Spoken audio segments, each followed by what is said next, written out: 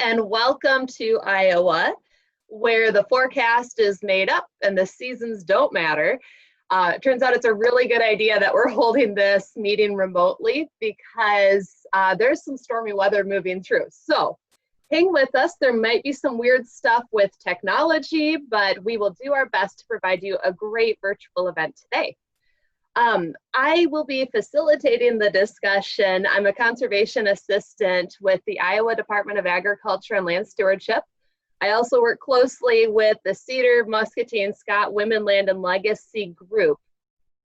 Behind the scenes is our brilliant Christine from the Concept Works. She is helping us keep some of our technology on track. Also joining us today, Susan Frye and her husband, owner and farmer of Small Frye Farm, Joe and Susan with SILT, the Sustainable Iowa Land Trust. Our goal is to provide you a farm tour and educational presentation lasting about 45 minutes. Basic housekeeping: if you are not the presenter, please mute yourself and utilize the chat box function if you have any questions. We'll do our best to answer questions throughout the presentations. And as we go, we also will be linking several resources to the silt.org website and also inserting different resources within the chat box as appropriate. So to begin, our first presenter is Susan Frye of Small Frye Farm. It's a little piece of heaven just outside of the Quad Cities. So Susan, please take it away. Thank you. This is my husband, Mike Kinsley. Good morning, everybody. Okay. We shot a couple of, well, actually 14 little videos in the last few days, and so I'm going to start with those. Small farm tour. Do they see us? Hi, this is Susan Frye at Small Frye Farm. I'm going to give you a short view of some of the gardens going up the lane.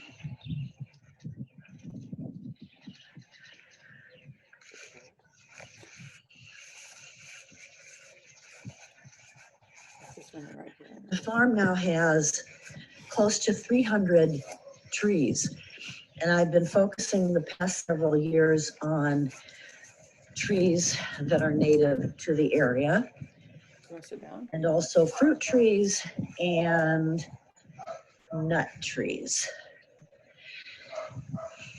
This is a view of the organic grain acres that encircle the farmstead. And here we've got oats, followed by alfalfa and corn in the distant background.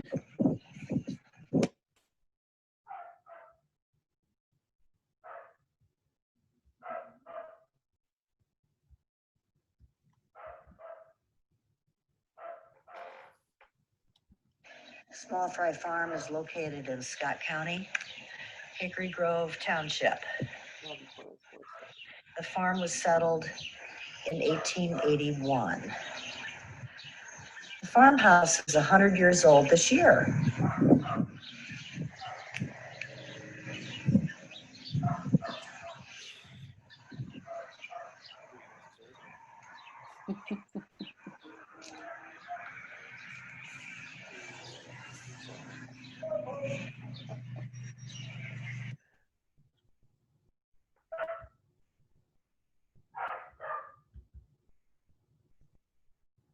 Oh, it's a cat. It's in the flower box. Yes, that's Blair. That's Kenneth, the orange one. Blair and Kenneth there. Strawberries.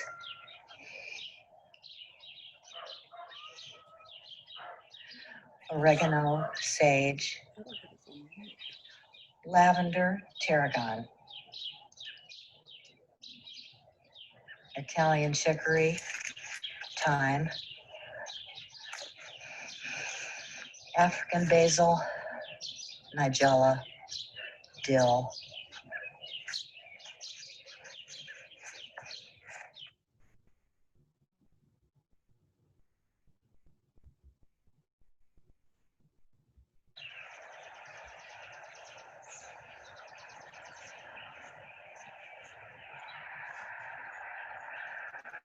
This is a view of our walnut grove at sunset. My dad planted these trees about 60 years ago. We have thousands of black walnuts, so if you want any, let me know.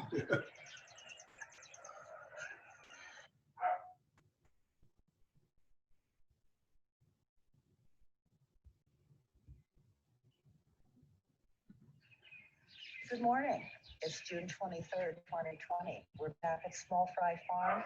My husband, Mike Kinsley, is filming. I showed you this field the other day where there were oats. Well, the oats have been cut and the alfalfa is coming through. Over the years, we have grown corn, oats, soybeans, rye, wheat, buckwheat, and peas. Usually mixed in with alfalfa or clover.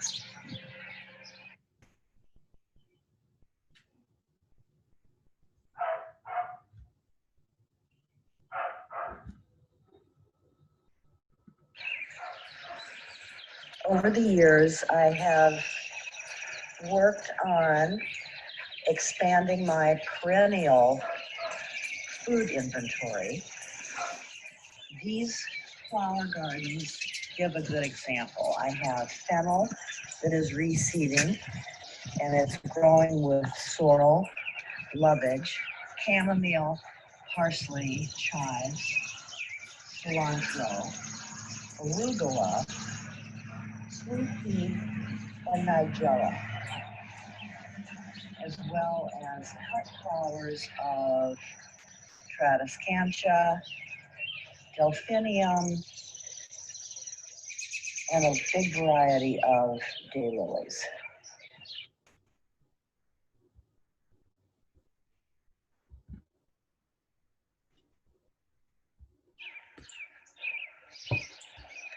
This year we're growing about 35 different perennial foods, and that doesn't include the fruit trees or the nut trees. In fruits we have blackberries, currants, raspberries, strawberries, aronia berries, and yeah, we do have a pear tree that produces quite a bit. Back to the vegetables.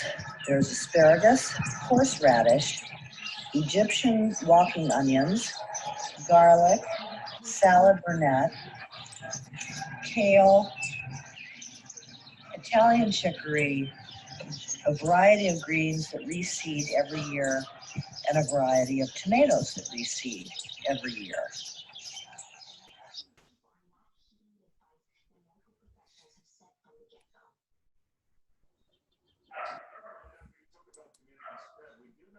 Did I just do this one? Oh, sorry.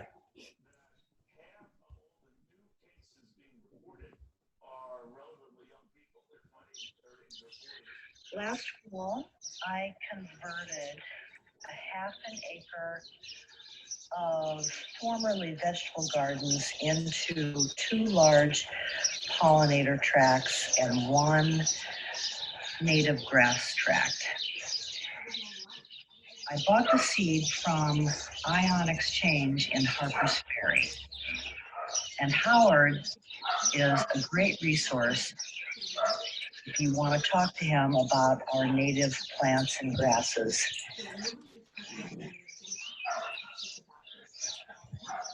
And you can see that there are a lot of sunflowers coming up. It hasn't bloomed yet, though.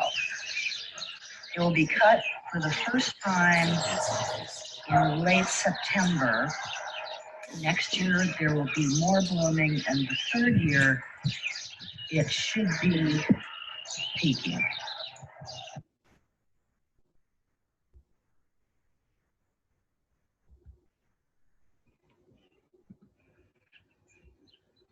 A perennial cutting flower garden, which is starting to bloom its daylilies, and it will continue to bloom more heavily for the rest of the summer and into the fall. There are a lot of native grasses in this garden.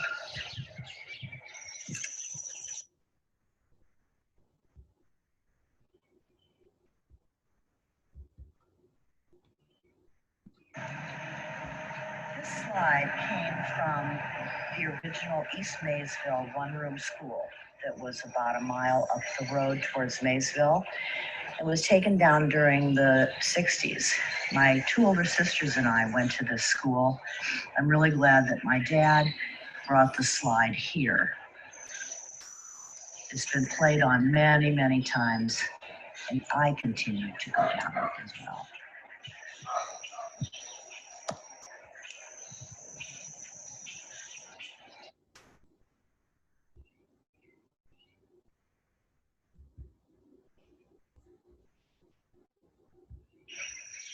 Here are some of the herb gardens where we grow more chamomile, lavender, a lot of comfrey, which is an immunologic booster for all gardens, anise, hyssop, cilantro, dill, tarragon, borage, mint, chives, chervil, lemon balm, pink clover, mother's wort, oregano, sage, and more parsley.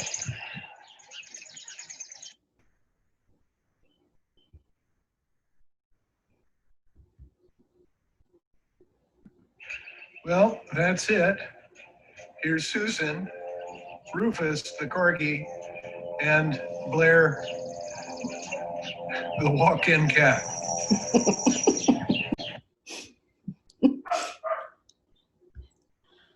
Do I do stop share? No. Okay. Now what do I do? Oh, Wow, I was amazed by all the birds you have in the background, Susan. we do have a lot of birds. We no longer feed the birds because we also adopt special needs cats. We have 10 cats at the farm, about half of whom are on meds or special diets, but they still like to go after birds. So they wear really colorful collars so that the birds will be alerted. But also I keep focusing on grains, plants, flowers, and so forth that birds like so that I don't have to feed them. Because when you feed birds, the cats will just congregate where they are. So I'm trying to do both, trying to maintain the cats, but definitely the birds. You might mention the butterfly Oh, group. yes. Last year, for the first time, made me think that maybe we're finally doing something right. We had about 10,000 monarchs come through. And I'm hoping that happens this year. We are not growing buckwheat this year because we, of course, rotate our crops. And buckwheat is their favorite food. But I'm still hoping that they remember and that this will become one of their way stations.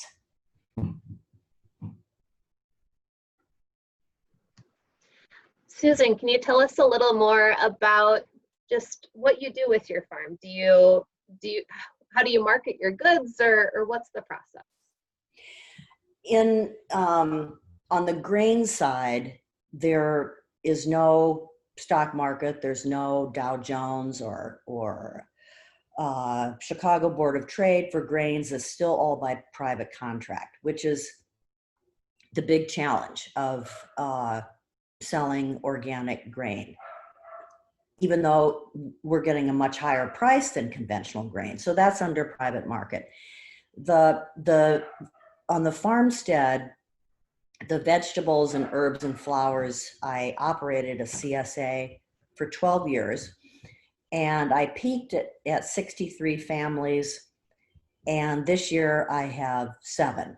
And that has been a really nice and welcome drop because that allows me to focus on the pollinator fields, the native grass fields, getting more shrubs, trees for birds and bees and insects. So I am shifting my focus now. And also we finally have our own vegetable garden. So Mike can take whatever he wants from the garden.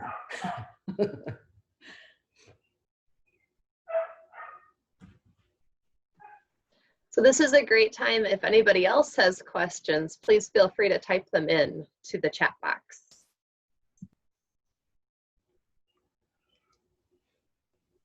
So we do have one question, Susan.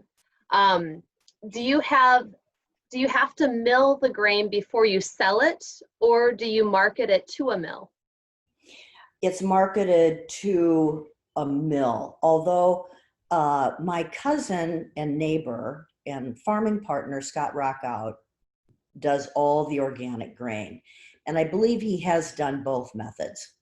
And I know that he has milled our rye. The year that we grew peas, these weren't fresh shelling peas or pea pods. They were peas that were then harvested and shipped to Oskaloosa. There's a World Food Trade Center there in Oskaloosa, Iowa. And he sold all those peas, which were then dried and made into Curd. bean or pea curd, pea flour, dried peas that are used in soups and so forth. So that's another resource that we didn't discover until we grew peas. Who Wow. knew? Who knew? Another great question. As you gave your tour, we met several of the herbs and plants. Could you just list off what are some of the fruit and nut trees that you grow? Or bushes? In nuts, again, we have thousands of black walnuts, and we just don't have the time to cure them, and make them into edible black walnuts. It's very time consuming. So again, if you know anybody, they can have as many as they want. So we have black walnuts. I've planted pecan trees, chestnut, hickory. I think that's it for nuts. In the fruit trees, we have apples, pears, apricots, peaches, persimmon, and pawpaw. And as you probably know, if you've tried to grow fruit trees in Iowa, in eastern Iowa, they don't do that great without a lot of help from chemicals, even though I feed them. And growing up here, we always had fruit trees, but they tended to die out after 10 or 15 years. So the pear tree does produce heavily every year. I've had my 2 apricot trees now for 5 years, and I'm waiting to see if anything is forming there. We've had apples before, but again, they're just not heavy. They're not heavy producers. Thank you. So we're actually going to shift gears to our next presenter. We should have time at the end of the presentation. If you think of more questions for Susan, you can definitely, we'll work on addressing them at the end. At this time, thank you very much for your time, Susan. Your farm definitely seems to have just a rich history and beautiful renovations to the buildings. And it's really interesting how you've been innovating to be sustainable in many ways. Our next presenter also focuses on sustainability. His name is Joe. I met him last year at a farm tour in Cedar County, and he seems to have a great sense of sustainable practices and has been offering his support to area farmers and landowners. So Joe, you may take the floor. Hi, everyone. Hopefully you can hear me all right. My name is Joseph Klingelhutz. I am the farm specialist for the Sustainable Iowa Land Trust. I've been working with SILT for almost 2 years now. I graduated from Iowa State University in 2016, and I'm from Southeast Iowa, from Johnson County, in a little small town called Solon, Iowa, if you've ever heard of it. But so yeah, I'm the farm specialist for SILT. My position is funded in part by a 5-year NRCS grant that SILT was able to get about 2 years ago. And my job is to work with Iowa landowners and consult about specialty crop production and regenerative farming practices, as well as let Iowa landowners about our land protection strategies that we do as a land trust. And you'll hear more about our land protection strategies from Susan Aram, our executive director, who's speaking after me. But what I want to talk to you about is, I'll give you a synopsis of what I do when I'm consulting with landowners, and about the report that I give to landowners, and I'll be walking you through that report a little bit here, and I'll share my screen. But I usually meet landowners at events, conferences, fundraisers, but of course this year it's a little different. So I get a lot of emails and phone calls this year with landowners who are inquiring about my consultations. And I work with any landowner across the state. I don't work in Illinois or Minnesota, it's only in Iowa. But anyone who has land, I know I saw Jeff Hanselman on here. He actually had a land walk for me earlier on this year, but I've done over 40 of these reports since I've been here. And what I want to do is remind landowners that it's okay to talk about growing table foods in Iowa. So just like what you saw on Susan Frye's videos, I mean, she is growing a bunch of different table foods. She's growing fruits and nuts and vegetables. And, you know, you can grow pastured meats, you can grow mushrooms in the woods, you can raise honeybees. We know that all these different types of foods can grow in Iowa, but we've kind of forgotten as a culture to think about growing food in Iowa, because we import 90% of the food that we eat here. So we're basically a food desert. And as many of you know, the crops that we do eat, or the crops that we do grow, we don't eat. And most of those crops are shipped all over the world. So we don't grow a whole lot of food, but I do know a lot of farmers who do grow food, and I know it's possible. We just need to have that discussion again. And so with these consultations that are being funded by the NRCS through this grant, I'm able to provide free consultations and reports that you can keep as a landowner to help guide you and help you understand what opportunities are possible for you and your land. And so, like I said, when I meet with a landowner, they give me the information of where they are, what ideas they've already had for their land, you know, what they're doing currently, what they want to do with their land. And I get this information down, and I make an appointment with them, and I will go out and hopefully meet with them on their land. And when I go and meet with them, I use public mapping tools, soil map tools as well, to help me understand what's going on in the land. So when I go out, I will take, I'm going to share my screen here, so it's going to change. I will take a map with me. This is a map of a property over in Madison County, Iowa. And, you know, I'll just take a basic map with me, but what I like to do is, you know, this is my notebook when I'm out with a landowner, and I'll just write all over this map while I'm walking with the landowner, just to get as much information as I can in having this discussion with them. And I'm going to stop sharing this screen. I'm going to toggle around, but I also use, that map comes from a thing called the Iowa Geographic Map Server, which is a public software, and it's full of great information that I use within my report. This is a pretty up-to-date aerial photo of the piece of land that I'm using as an example, but you can also, you know, toggle between historical photos. Like here's a 1950s photo of this land, what was going on then, even back to the 1930s.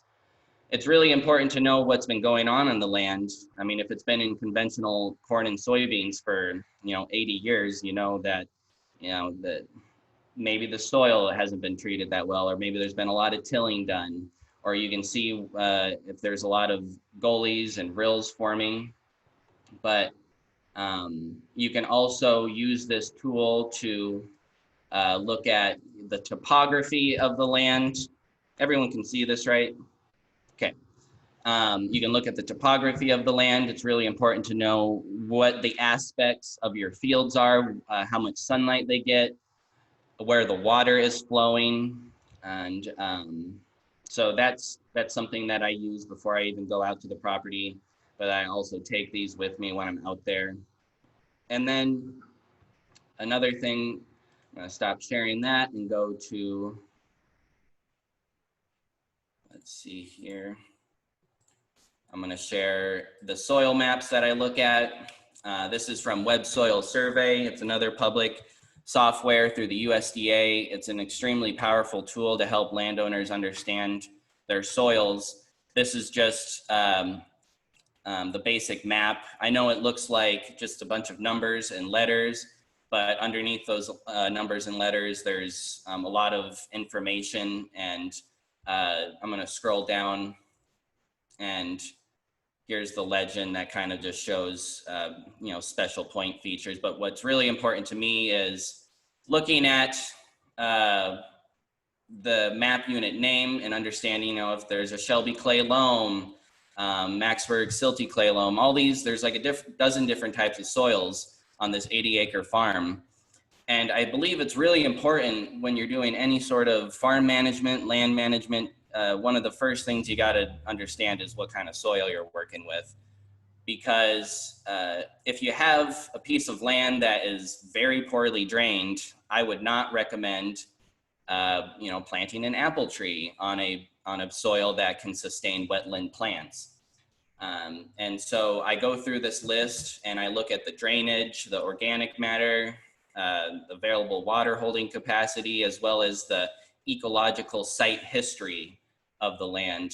And what I mean by that is knowing what the native vegetation is for that land. Because like I said, if this is a soil that's very poorly drained and used to grow wetland plants before pre-European settlement, you know, I'm not going to recommend growing fruit and nut trees there. I'm going to look for soils that can sustain oak savannas and have good drainage in them. Also, if there's, I can't see the chat right now. I'm going to stop sharing real quick. Is there's chat coming up? So remember to zoom in. I am sorry about that. Okay. That's okay. We reminded folks they can zoom in themselves. Okay, So yeah. okay. It looks a little closer on my end, I'm sure. So I'll go back to that and make sure to zoom in. So Joe, since you're slightly paused, like we had a comment, just I didn't realize there were so many types of soils. Now this is just the types of soils on this particular land unit, right? Yes, this is just 80 acres that I'm looking at. So like when we're talking like the state of Iowa, how many types of soils are we talking? There's hundreds. There's literally hundreds of types of soils. It's pretty incredible. And each county has a soil survey that is, you can type in your county, type in soil survey, and you can download this thick PDF, hundreds of pages long. But when you know what type of soil you have, you can look at, you know, what are the characteristics of that soil itself. And if you're using Web Soil Survey, it kind of does that for you. It's really, really nice. Pardon me, I'm gonna zoom out and I'm gonna scroll down slowly real quick. But, you know, when you get your custom soil report, and it has a lot of descriptions of how to use it, but then you get down to like, this was for Madison County, and then it just talks about the type of soil. And look at all the, I mean, I use this information in my report. Not all of it, of course, it's pretty dense, but there is some really important information in here. When you're trying to, you know, do any sort of land management, you can, you know, or if you're gonna plant anything, look at this and figure out if you're, you know, on the right type of soil for what you wanna do. So no, that's a good question. There are literally hundreds of types of soils. And it's very fascinating, and especially in Iowa, I mean, the soils that we have here are some of the best soils in the world, and the soils here can sustain a lot of different types of crops. I just wish we would treat them a little bit better, but that's a whole nother story. I'm gonna stop sharing. Any other questions there? Nope, okay. So after I go on that land walk, and I get all that information, I have the soil map, I look at the topography, I look at the historical photos, and like I said, I just get information from the landowner. That's the most important part, is when I'm out talking with the landowner and I'm writing down as much as I can, taking pictures, and because it's really a discussion that I want to unearth with them to help them realize more about their land, to help them look at timber or prairie or corn and soybeans, to help them look at their land as a more beautiful thing that can sustain foods. Looks like my thing just zoomed in on me there. But now I'm gonna share a screen of, I have to go over to that. There we go. So then after I do that, I create a report. This is the front page of the report, and it will explain how to use this report, some tips and hints. And so I'm just gonna scroll slowly. I'm gonna zoom in as well as per recommendations. How to know what to grow. Number one, it all starts with the soil. I can't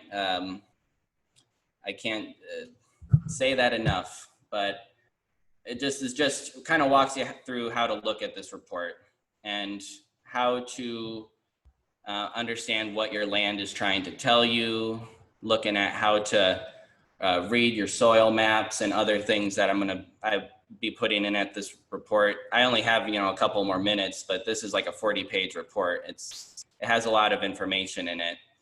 So your land can grow food. But then I will delineate a map of the land.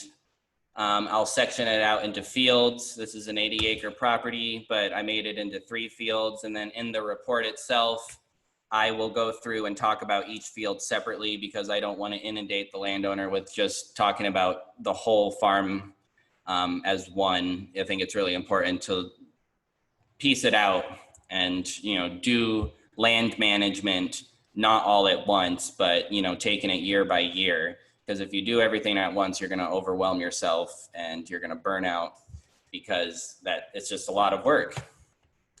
So, and like I said, I go through and, field 1, I'm starting to talk about the soils and I give some pretty basic information, but just for that field, there's so many different types of soils. And like I said, I talk about, what the soil and historical vegetation used to be, its drainage, and just some stuff that I think is really important.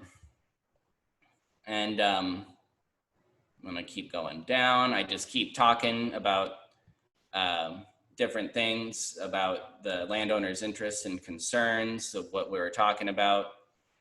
But then I will make some recommendations based on what I saw in the soil maps and topography of what is possible there. What I think that may be possible if done correctly. Of course, this has to be up to you. I'm not gonna say like, oh, these species are for sure. Like if you just plant an apple tree and then you walk away and 5 years later you have apples, like that's not what I'm saying. I'm saying that these are recommendations. It's not a step-by-step how-to guide. It's kind of a stepping stone for landowners to think about different crops that are possible. And I talk about the fruits and the nuts and the vegetables and some specialty crops that are possible.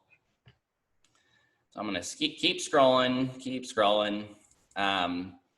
Talking about livestock, I think it's really important to incorporate pastured livestock back onto the land instead of keeping livestock confined. The land is used to having grazing animals on it, and putting grazing animals and rotating them across the landscape is incredible for soil health. It helps cycle the nutrients of the soil and it helps add organic matter to the soil. And over time, I believe that pasture-raised livestock will help us in terms of a lot of environmental questions that we have, sequestering carbon into the soil and sustaining perennial vegetation on the land. It answers a lot of those questions, but I won't go too far into that. Talking about what annual crops, different stacked enterprises such as silvopasture, which is the intentional integration of livestock on pasture with trees. It's been done for thousands of years by farmers, but like I said, we've kind of forgotten how to think of these kind of systems of farming. And it's just something I want to remind landowners of. So are there any questions that I'm missing? I can't look at them right now. Anyone, is there? No questions have come across so far, Joe. Okay, I'm almost done here and then I'll pass it on to Susan. But if you guys have any questions, please put them in the chat. I can't see them, but someone will say. I'm gonna scroll real quick through here. Like I said, it's a there's a lot of information, but then there's the soil map with its table. And then I'm gonna go towards the end here. There's other things I'm not gonna go into. If you wanna get one of these reports, I'll show you how to get a hold of me. But at the end, I give the landowners these resources that I hope that they use as a stepping stone to learn more about what's possible. Like I said, this is a free report. I can only go so far, and I want the landowners to make the decisions on their own. But then I provide these great resources that people can click on and go to the website. There's Practical Farmers of Iowa, which is a great resource. Your USDA county office, every county has an office that you can walk into for free and get consultations with a technical service provider. And they may be able to help you, like Lydia said on the chat earlier, that there may be some cost share funding available to implement some of these regenerative farming practices or specialty crops. So go into your county office. It doesn't cost anything. There's just more resources. And you can also go to the NRCS electronic field guide and look what different cost share programs and practice standards are available. It's pretty dense, but take some time to look at that. And at the very end of the report, I talk about our land protection strategies. And I won't go into detail with that, but I just want to say that, you know, I put this at the end of every report because I want the landowner to recognize that their land is a whole lot more than they may think, and then that their land is a legacy that they can pass on, because we're only stewards of the land. We don't own the land forever, but we have to pass the land on and protect it. And Susan is going to talk more about our land protection strategies. So if anyone has any questions, please let me know. Awesome. Thank you very much, Joe. So yeah, our next presentation will be by Susan. Susan is the director of SILT, and it's really exciting to be able to visualize the potential of a farm. So Susan, please share with us more about what permanent protection can look like. Thank you. Hi, everyone. I'm going to have to pack this into just a few minutes now, but because we don't want to test your patience. But Christina is going to link to a flyer we have on our website that I'll walk you through very quickly right now, but you'll have time to look at later, and you can download and peruse at your convenience. First, I just want to do an overview. The Sustainable Iowa Land Trust was created 5 years ago because 25 of the best leaders in sustainable agriculture and development and planning got together and decided this was a need that wasn't being met. And that is that land that can produce table food in Iowa in a nature-friendly way was getting paved over or plowed under, either by development around our cities or by bigger and bigger commodity farms. And we believe there's room on our landscape for all of this, but that we can increase our food security, and we can increase the opportunities for young farmers and new farmers to get on the land. And we can maybe even reduce our obesity rate in Iowa if we have more fresh, healthy foods here. So, so we decided that we would target land surrounding our growing communities for permanent protection. And in 5 years, we've protected 935 acres across 9 farms in Iowa, and we have at least 4 more slated for this year. COVID is putting a little crimp in our style, but we're hoping to still get them all. People do not sell their farms to us. They do not sell easements, they donate them. And for that, they receive some tax incentives that are information of which is available on our website.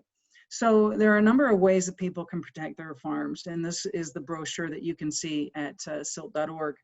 One is a simple bequest. A lot of people are familiar with putting something in their will, and they expect that when they die, whatever they say in their will happen. Plenty of attorneys will warn you that that doesn't always work out that way, depending on whether you end up in a nursing home and you need resources to pay for that. in the long term, depending on how many lawsuits or how well your will is written. So please be sure to consult with your attorney to make sure that that your will is going to fulfill your wishes the way you expect as best it can.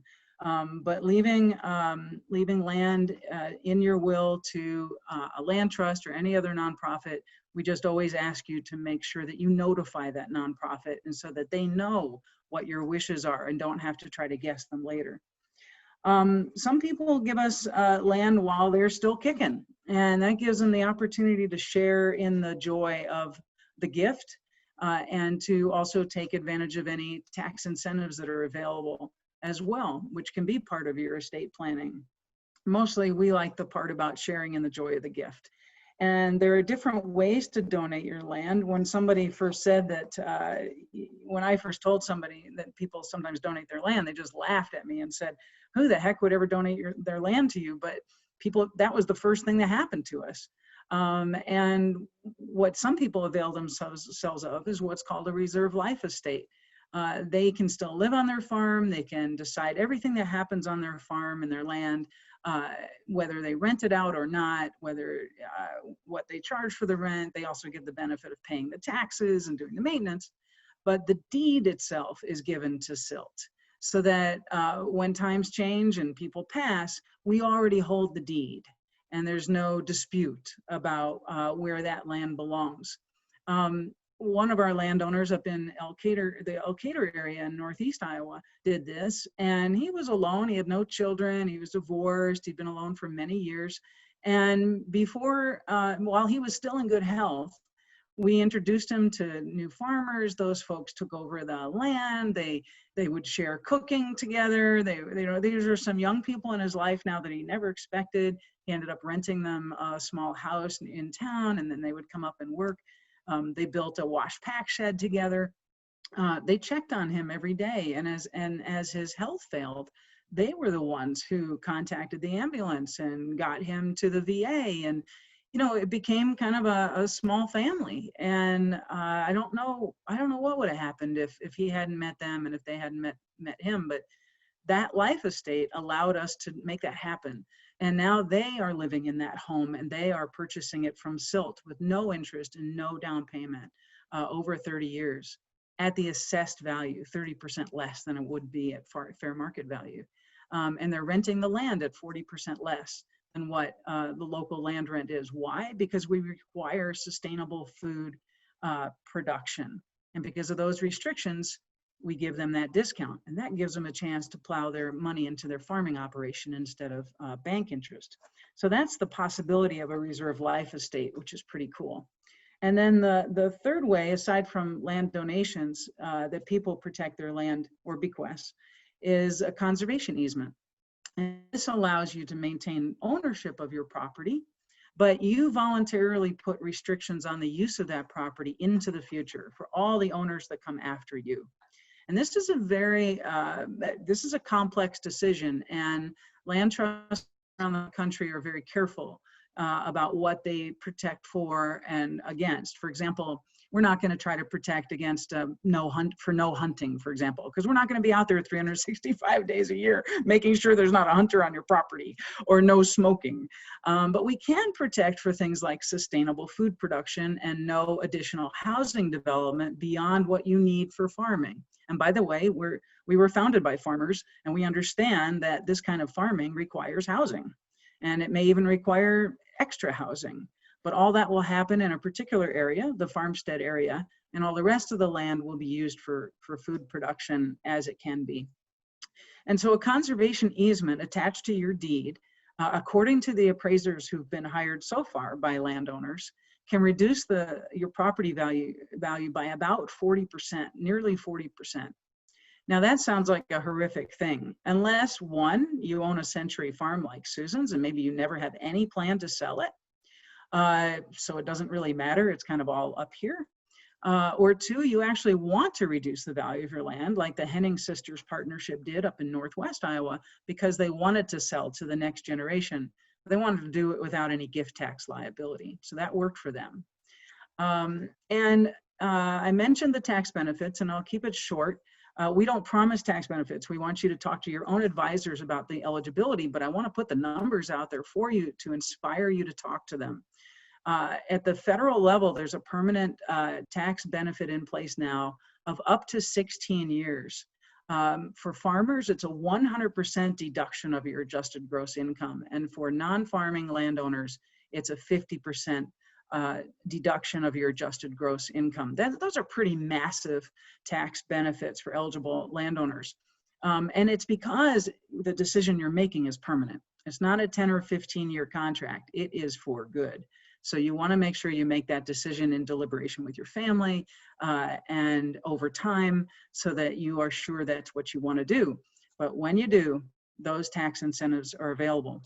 And at the state level, there's and that is measured by the amount of loss that you suffer in value. Okay, so in case you're wondering where that number comes from that you're deducting, it's the difference. You get two appraisals. You have to pay up front for these appraisals. We're not allowed to do that. Okay, that's unethical. But one is for the value of your land now, and then the next is for the value of your land with that easement on it. And that difference, that 40% I mentioned, that's the value that's considered a charitable donation to SILT. And that's what you take to your CPA, is those two appraisals. And then at the state level, there's a $100,000 tax credit that you can use up to, it's a carry forward, up to 20 years. It's a 50% tax credit. So for every dollar you've donated, you get a 50-cent tax credit. But it's also a very, very sweet tax incentive. We consider those tax incentives icing on the cake. They take the edge off, perhaps when you're talking to family members. But the people we really want to talk to are the folks motivated and inspired by the mission of leaving land to the future that is dedicated solely to truly sustainable, nature-friendly table food farming.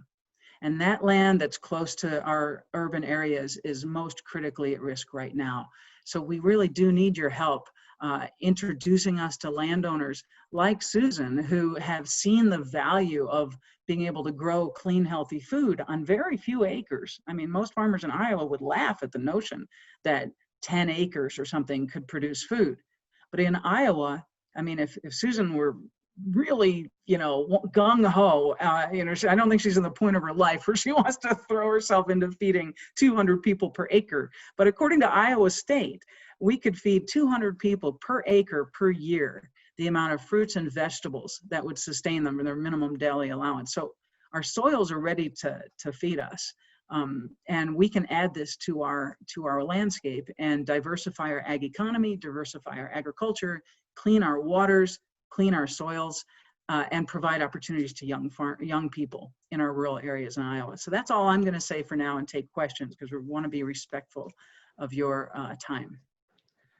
So Susan says you have a comment. Oh, please, if you have a comment, please, Carrie. Susan, Frye does. Okay. You'll want to unmute your microphone. Okay, yeah. I have two comments, just briefly.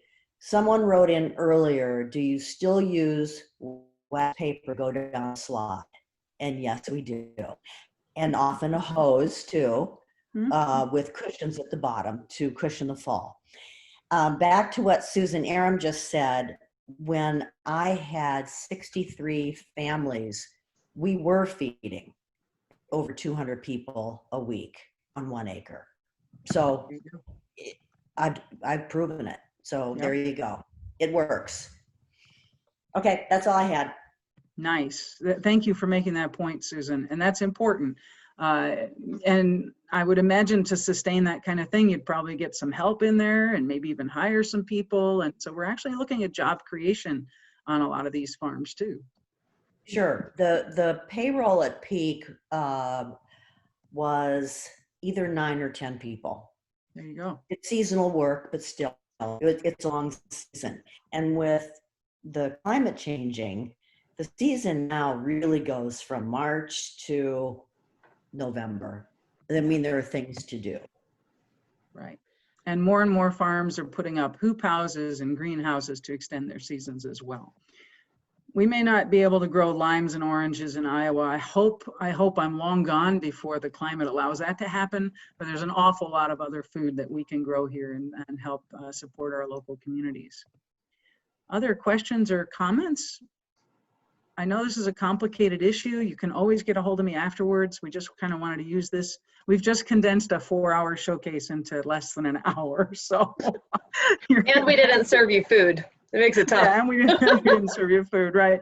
So you're going to have to follow up with us afterwards. I'm at susan@silt.org, and my family made my name SUZAN. So SUZAN@silt.org if you have any questions.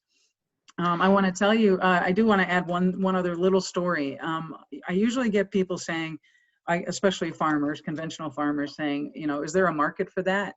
And it took me a while to figure this out because I always think that people never stop eating. So of course there's a market for that. But, you know, they meant is there sales, easy sales for that. I think the COVID epidemic has shown that we need more local and healthy food more than ever. They're the only farmers in Iowa that are making money right now, and they're making it hand over fist because they can't even feed all the people who want to get fed local foods. But I also want to mention John Wittrig down in Winfield, Iowa, in southeast Iowa. He's 91 years old this year. For the last 20 years, his wife and he planted a chestnut orchard a little over 20 years ago. And they were the first commercial customers for Red Fern Farm, for those of you who know them, Kathy Dice and Tom Wall. And their orchard, which is just 4 acres inside the city limits of Winfield, now nets $7,000 an acre. That's after they pay the people of Winfield to pick up those chestnuts and package them, okay? So, and he's been doing that long before COVID. So the markets are there. We just have to seek them out and in some ways rebuild them. So I just want to close with that as an inspiration for how we can feed people here in Iowa and around the country even. So I'll jump in here. If there's other questions, feel free to type them in.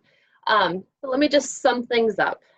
Today we've toured Small Frye Farm. We've learned about kind of this whole farm conservation and sustainability ethic. We've learned about permanent land protection. We had at least 23 people joining us for this virtual field day in the live version. This will, since it's recorded, this will also be available at silt.org, so you can reference other people to view it as well. We're going to also try to share it through our Facebook pages and groups. There will be an evaluation link. Believe it or not, we are new to this game of doing things on this platform. So we are very open to trying to improve and grow with your input. So to put in my own plug, support for taking care of your land really may be closer than you think. Joseph and I both referenced to it. Each county has a USDA service center, and inside the service center are technical experts in agronomy, engineering, soil sciences, and conservation planning. And they're free resources. We do a terrible job marketing that. We love to be out in the field instead. Please use this resource. There's also financial incentives for many good farming practices. Quite a few have been referenced today. Another opportunity provided with support from the USDA is the Women, Land, and Legacy Project, and I know quite a few of our attendees today participate in that group. Women, Land, and Legacy is a USDA education and outreach program that is coordinated through the Women, Food, and Agriculture Network. It's impacted thousands of women in Iowa in agriculture. And the goal is to empower women landowners and farmers to be agents of positive change in their communities through active participation, educational sessions, and networking opportunities. I think the really great strength is having the chance to pull together lots of different groups with common goals, like we did today. And I'm really grateful for the partnership with SILT and partnering with Small Frye Farms and the Concept Works to make this event happen. So thank you all for joining us. Please give us your feedback, and we hope to see you soon. Do not be a stranger. So with that, you are most welcome for all the great information, Wayne. And unless there's any more questions, that wraps up our event for today. So thank you for your time.